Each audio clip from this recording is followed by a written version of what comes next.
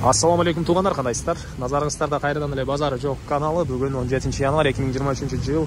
Мен Бишкек шаарынын батыш тарабы Новопавловка алтын ордонан силерге бир сатылуучу үй көргөзмөкчүмүн. Биринчи эле болуп баруу жолун түшүндүрөйүн. Мен турган жер Фрунзе көчөсү жана Гоголя көчөсүнүн кесилишинде турам. Ушул Гоголя көчөсү менен силер түз эле түндүктү карай бара бересиздер. Правсайзный көчөсүнүн уландысын көрө аласыздар. Ошол жерден деле сол тарапка карай кайрылсаңыздар болот. Же болбосо түз барып 199 өткөн маршрутканын көчөсүнөн деле сол тарапка карай барып, Пери көчөсүнөн бурулсаңыздар, Нур көчөсүндө сатылуучу үйүбүз жайгашкан.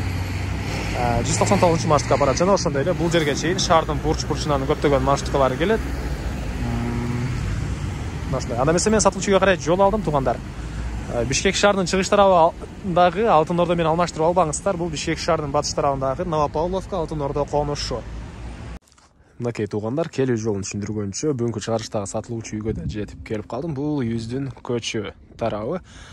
Көчө тараптан бийик кылып пескалок менен забор кылынып, жана бир эмес, эки дарбаза орнотулган туугандар көчө тараптан. Мынакей биринчи дарбаза бул жакта, экинчи дарбаза ары жагында жайгашкан. Азыр экинчи дарбаза эмне себептен экенин видеонун жүрүшүндө көрүп билсеңиздер болот. Жердин аянты 5,5 соток, документтер боюнча кызыл китеп бар. Эгер техпаспорт деле биз үчүн маанилүү десеңиздер, техпаспортун деле алып беребиз дейт. Ал сиздер алган учурда негизинен негизги кызыл китеби бар туугандар. Эң эле түштүк чек арасы мынакей бул жерден башталат, эң эле түндүк чек арасы бул экинчи ворота бүткөн жерден, дагы пескалок менен үйдүн арты тарабында деле забор бар, ошол жерге чейин болуп калат. Дареги Нур Ислам көчөсү 51 даректе жайгашкан. Анан бул Нур Ислам көчөсүнө сиздер бул жактан 199 маршрутка өткөн көчө менен деле кирсеңиздер болот. Жанында Пери деген магазин бар, ошого ориентир алып. Же болбосо бул мынакей бул жер Правсайзный көчөсүнүн уландысы. Жакын каракта бул жактар деле асфальт болот деген оюн айтты ээси туугандар. Ошондой пландар бар экен. Бул жер Правсайзный ылдый жактан 199 маршруткан өткөн көчөсүнөн деле эки тараптан кирсеңиздер болот. Эми үйдүн ички тарабына кирип калган маалыматтарды берейин. Мектеп боюнча айтсак, Кирконстрон мектебине башат. Мечит мынакей жанында мечит бар. Садик, частный садик бул көчөнүн бүтөр жеринде экен. Пери магазин жанында жөө барсаңыздар болот. Мынакей бул коросунун көрүнүшү туугандар. Бул жакта узун турасы 11ге 10 болгон чоң үйүбүз, стенасы пеноблок жана сейсмопояс колонналар куюлган. Биринчи этаж менен подвалдын ортосуна плиталар ташталып тур туугандар. 11ге 10 2 этаж үй жана кошумча подвалы деле бар. Ошондо 2 этажыбыз 220 квадрат болуп калса, подвал менен кошулуп дагы канча болуп калат ошондо? 300 болуп калат. Кыскасы ушундай туугандар. 11ге 10 өзүңүздөр эсептеп ала бериңиздер. Андан ары биринчи болуп кайсы жагын көргөзөйүн. Алды тарабы мынакей туугандар, кенен бир 2-3 машина баткандай жер. Бул жакта жаш бактар деле бар экен, жаңы орнотулган, жаңы отургузулган. Жана төрүндө мондай хозпостройкалар. Азыр эмнелер бар экенин видеонун жүрүшүндө көргөзөм. Негизинен үйдө туугандар көбүнесе подвалда швейный цех катары колдонулган, үй ээси колдонот. Жана бул жактарда деле салфетка чыгарган аппарат менен салфетка чыгарышат экен. Кыскасын айтканда, азыркы учурда даяр бизнеси деле бар. Бул салфетка чыгарган аппараты деле тыштап кетем дейт, кимден ким үйдү алса. Биринчи болуп подвалды көргөзөйүн сиздерге. Суу боюнча айтсак, суу, таза суу бар туугандар, свет бар, электр энергиясы 3 фазалуу, отопление, паровой отопление жана электр энергиясы жана көмүр менен үйдү жылытат. Бул үйүбүздүн чыгыш тарабы. Көчө тараптагы забор менен болгон аралыкта кенен мондай дагы жер бар туугандар. Фундамент көрүп турганыңыздардай бийикте, тышкы тараптан мондай таштар менен капталган. Суулар туугандар үйдүн алды тарабынан, үйдүн ички тарабынан жана могу жактагы помещениялардын ички тарабынан баарынан чыгарылган. Негизи оюнчу ал жактагы помещенияларды квартиранттар үчүн берип, анан буякта адам иштетип, ошолорго ошол жакты квартира катары берейин деген пландар болгон экен. Мынакей бул подвалы. Азыркы учурда жарымына эле бир канча 5-10 машина баткырып, бул жакта иштеп аткан жана бул жакта бош жай. Анан түзүлө десеңиздер, бул жакта закройка дейм, не дейт эле мондай жерде туугандар. Кыскасы бул деле мондай швейный цехтин мондай буюмдары орнотулган жай. Машиналар, мондай жерлер. Мен швейный цехте өмүр иштеген эмес экенмин. Ошо мону не деп коет? Комментарийге жазып коюңуздар. Кыскасы бул подвалдын экинчи бөлмөсү. Батыш тарабынан жана чыгыш тарабынан мондай форточкалар орнотулган. Бир аз ооруп калабыз. Эшикте күн суук. Подвалда деле отопление материалы орнотулган. Иштеген адамдар деле жылуу жумушун кылышат экен туугандар. Эми андан ары айта кетчү нерсе күзөтүү камерасы жөнүндө унутуп турмун. Күзөтүү камералары короолорду, көчөнү ушундай подвалдын баарына орнотулган.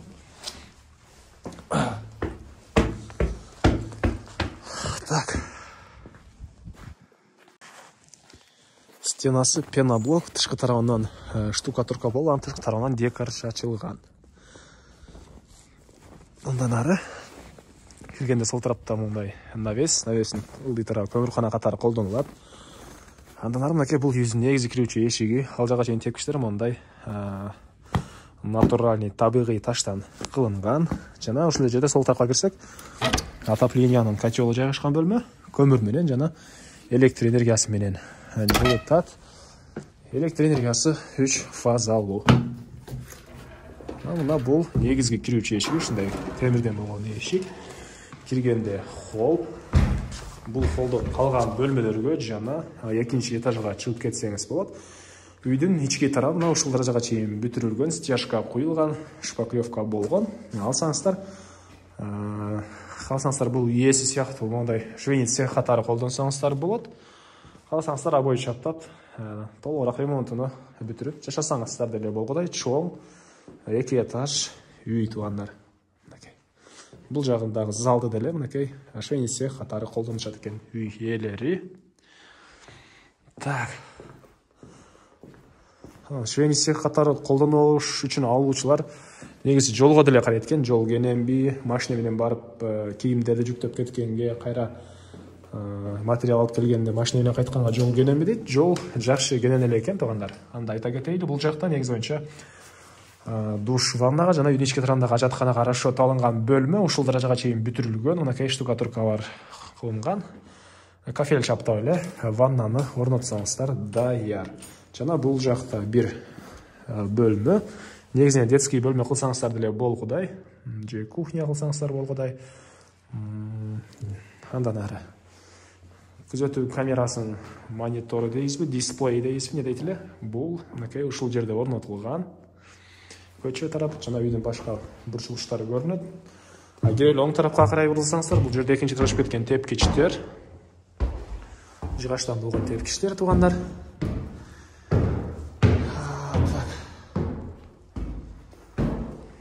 Мынакей бул үйүбүздүн экинчи этажы. Экинчи этаждын холлу. Түштүк тараптан жана чыгыш тараптан терезелер орнотулган, отопление батареялары бар. Анан биринчи эле бөлмөнү көрсөтөйүн. Бул жакта бир бөлмө. Мынакей.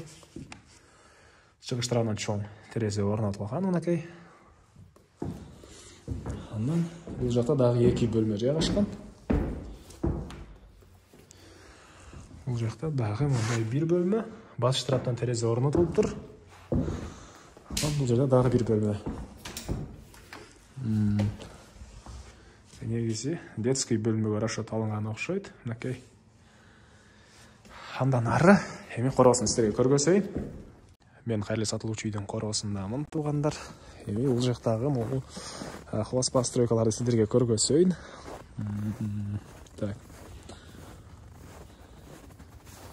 Бул жакта биринчи эле эшикте мондай скат катары колдонулган бөлмө.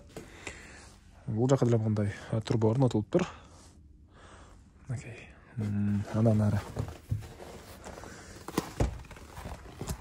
Бул жакта бир мондай чоң бөлмө, бул жакта мондай салфетка чыгарган аппарат орнотуп, үй ээси ушундай чакан ишкердик кылат экен. Литрабы стяжка болгон, дубалдары шпаклевка, чыгыш тараптан катарынан терезелер орнотулган жана ушундай катарынан түшкөн үйлөргө үй ээси ар бир бөлмөсүнө мондай сууларды чыгарып коюптур. Негизинен квартиранттар үчүн деп пландаштырылып салынган. Жана кийин аппарат коюп, азыркы учурда салфетка чыгарган учуру. Бул аппарат деле кимден ким үйдү алса кошо калат экен. эгер баасына келишсеңиздер болуш керек албетте. Карап көрүңүздөр эми мынакей бул жакта. Бул үйүздүн батыш тарабы жана батыш тарапта хозпостройкалар менен болгон аралыкта мондай да чоң бир машина баткандай келем жай бар экен. Фундамент ушул бийиктикте куюлган туугандар. Анан жакта кийинки бөлмөбүз. Бул жакта дагы бир мондай чакан бөлмө. Шпаклевка болгон, стяжка куюлган. Бул жактан дагы мондай суунун жайы калтырылган. Суу чыгарып койсоңуздар деле болот экен, кийин ички тарабына раковина коюп. Дагы бир ушундай бөлмө. Азыркы учурда мондай склад катары колдонулат. Бул үйүздүн эң эле түндүк тарабы. Бияка деле кенен бир 2-3 машина баткандай жай бар экен. Бул экинчи дарбазанын коюлган себеби үйдүн эң эле түндүк батыш төрүнө үйдүн тышкы тарабына ажаткана орнотулган жана терең кылып септик казылып кольцолор ташталган. Эгер ошол толуп калса, бул жактан ошол канализациянын мусорларын соргон КАМАЗ келип алып чыгып кеткенге жай калтырылып, дарбазада өзүнчө орнотулуп туугандар. Баары план менен болгон экен. Эмне маалымат туугандар?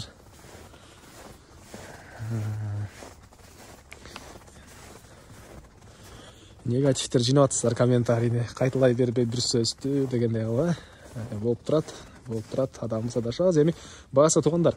Баасы так $95,000 сүйлөшүү болот.